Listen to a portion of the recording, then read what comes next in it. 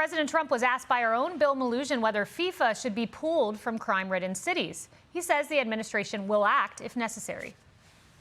If they do have a problem, by the time we get there, we'll take care of that problem. We can solve that problem. I've proven that in D.C. and everywhere else we went, so we'll take care of that very easily.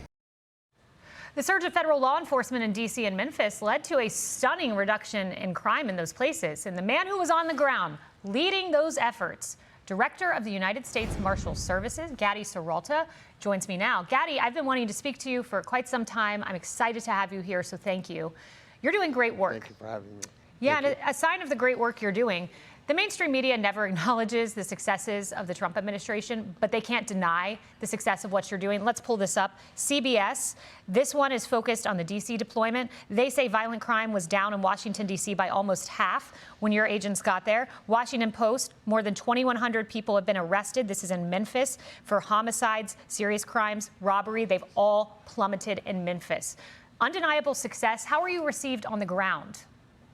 Well, in both locations, both Memphis and D.C., were welcomed. The folks that live there, the folks that pay taxes, the folks that are not criminals are very welcoming. They thank our troops, they thank our agents, and they're very grateful because now their children can go out and play. They can go out to restaurants and without the fear of getting shot or raped or killed.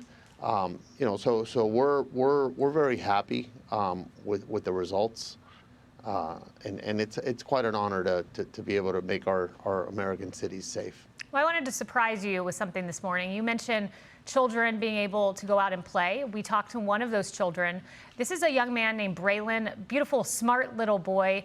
You've made his life a lot better in Memphis. Here's what he wanted to share with you when I spoke to him a few weeks ago. I couldn't really go outside or play.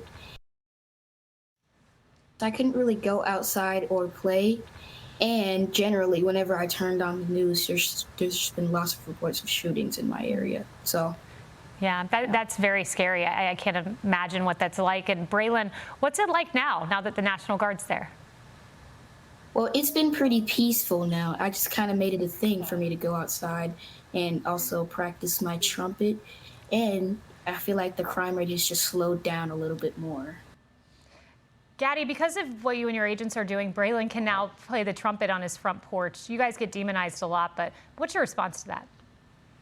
Well, that's why we do it. That's why we do it. I'm honored that the president appointed the United States Marshal Service to lead these amazing federal partners. And there's 31 different partners in Memphis and 30 here in D.C. And I have to tell you, this is why we do it, right? And yes, unfortunately, there are times where our partners, our task force members like Sarah Beckstrom and Andrew Wolf are needlessly gunned down, and they try to murder two of them. One's still fighting for his life, and I've spoken to their parents, and they're thankful as well.